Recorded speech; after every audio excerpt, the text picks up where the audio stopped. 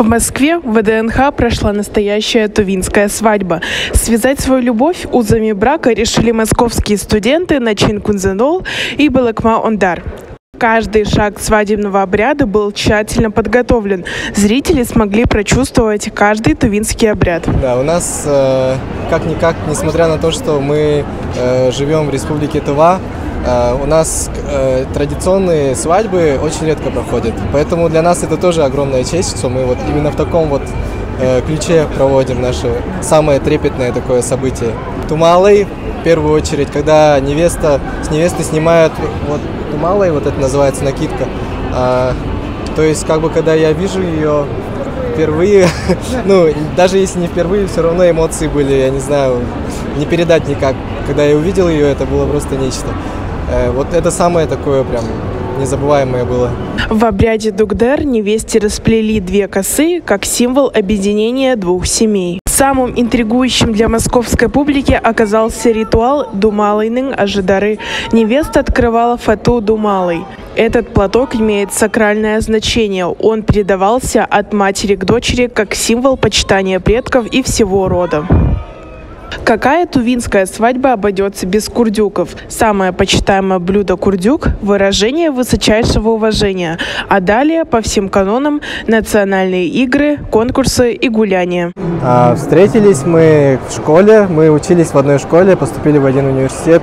Соответственно, еще в далеком 2014 году мы начали общаться, так скажем, и вот с тех пор мы вместе. И как полагается, как только мы уже более-менее повзрослели, решили уже закрепить наш брак тем, что мы вот как раз представляем нашу республику.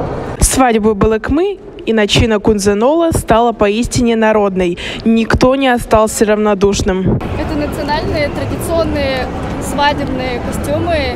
У девушки всегда должна быть красного цвета, а у мужчины серебристого. Да, серебристого.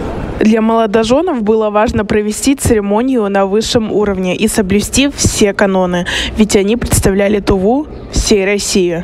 Начину и Балакме еще предстоит свадебное путешествие. Куда поедут, еще не знают. Главное, что смогут вдвоем увидеть уголки России.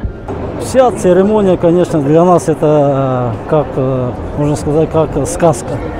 Мы даже не мечтали об этом. И вдруг у нас в такой обстановке вот они расписались и стали мужем и женой. Конечно, это исторически.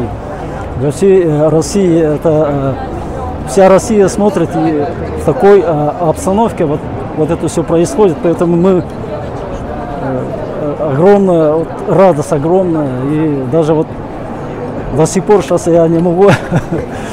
Мурну эден ажи толбасын, арты эден анай хурган басын.